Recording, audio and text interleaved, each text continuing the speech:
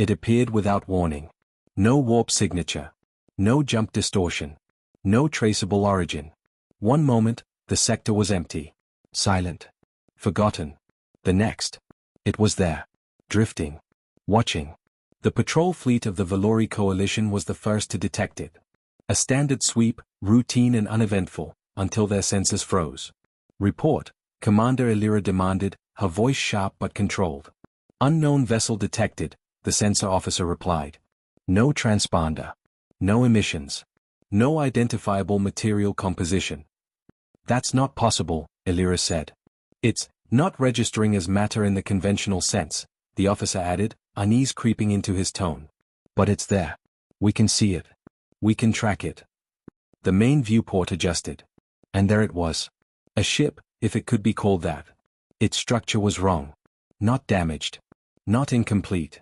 Just wrong. Edges that seemed to bend when not directly observed. Surfaces that reflected stars that weren't there. Geometry that defied depth. It didn't look built. It looked remembered. "Send a signal," Illyra ordered. A standard greeting was transmitted across all known frequencies. There was no reply. They tried again. Military codes. Trade pings. Even ancient, outdated languages from first contact archives. Nothing. "Is it abandoned?" one officer whispered. "No," Illyra said immediately. She didn't know how she knew. But she knew. Because something about the ship felt aware. Hours passed. The vessel didn't move. Didn't react. Didn't respond. But it didn't leave either. And that was the problem. By coalition law, any unidentified vessel that refused communication was to be boarded. Investigated. Secured. Illyra hesitated.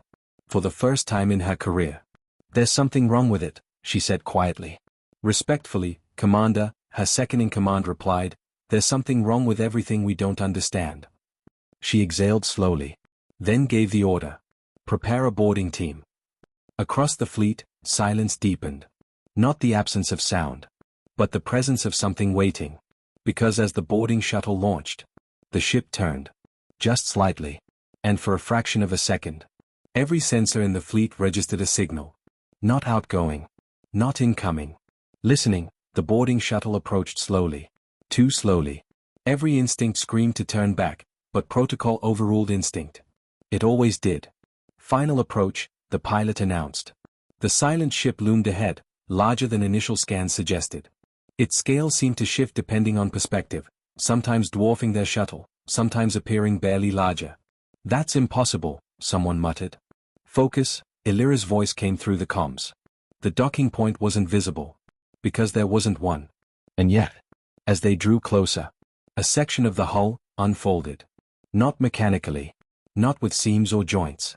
It simply parted. Like space itself had decided to make room. "Commander," the boarding leader whispered. "I see it," Illyra replied.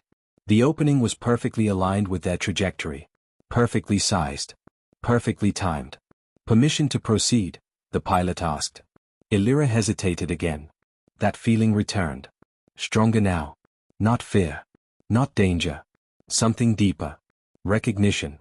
"Proceed," she said. The shuttle passed through the opening. And the moment it did, all external signals cut off. "Commander, we've lost feed," the comms officer reported. "No," Illyra said slowly. "They didn't lose connection." She stared at the ship. "They've been disconnected." Inside the shuttle, the boarding team froze. Every system was still functional. But the outside universe was gone. "Where are we?" one soldier whispered. The interior wasn't a corridor. It wasn't a room. It wasn't anything they could define. It was space. But not empty. Fragments of images drifted around them. Memories, maybe. Echoes. Pieces of something vast. A child laughing. Rain falling on metal. A blue sky. "Those are planets," another said. "No," the leader replied. "Those are moments." Then. A voice. "You came." It didn't echo. It didn't vibrate. It simply existed inside their minds. And it was not alone. The team scattered instinctively, weapons raised. "Identify yourself," the leader shouted. No response. Then. The images shifted. The drifting fragments began to align. Forming patterns. Stories. Lives. They saw cities, oceans, creatures, faces, billions of them. "Commander," one of the soldiers whispered, voice shaking, I think we're inside something alive." "Correct." The voice again. Clearer now. Closer. "What are you?" the leader demanded. A pause. Not hesitation. Consideration. Then. "I am." "What remains?" The temperature dropped. Not physically, but emotionally. "What happened to you?" another asked, barely able to speak. The images darkened. War. Fire. Extinction. A planet burning. A species crying out. Reaching. Failing. "We called." The voice trembled. No one answered. Silence. Heavy. Crushing. "And now?" the leader asked. The images shifted again. This time? To stars. To civilizations. To signals. "Now." "You did." Back outside, Elira stared at the silent ship. Hours had passed. No signal. No movement. No sign of the boarding team. "Prepare retrieval." "Commander," the comms officer shouted. "We're receiving something." The signal wasn't coming from the ship. It was coming from everywhere. Every frequency. Every channel. Every device. A single message. Repeating. "Hello?" Elira froze. "That's not a threat," someone said. "No," she whispered. "That's a question." The signal grew stronger. Louder. More desperate. "Hello?" Across the galaxy, systems lit up. Civilizations heard it.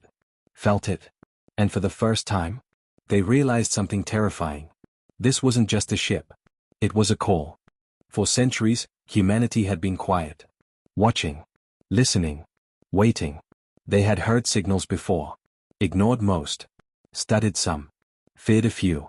But this one was different. Because it didn't ask for power. Or war. Or dominance. It asked, "Is anyone there?" And Earth answered.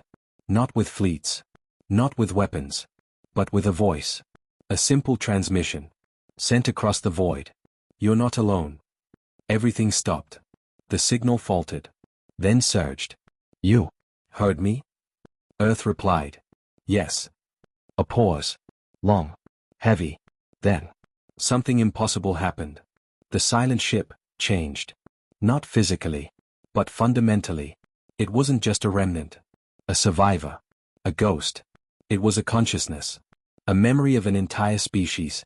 Preserved. Waiting. Hoping. And finally, answered. The boarding team returned. Unharmed. Changed.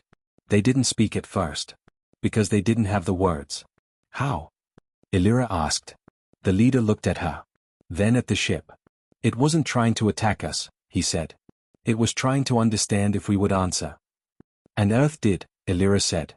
He nodded. "Why them?" A long pause. Then the answer.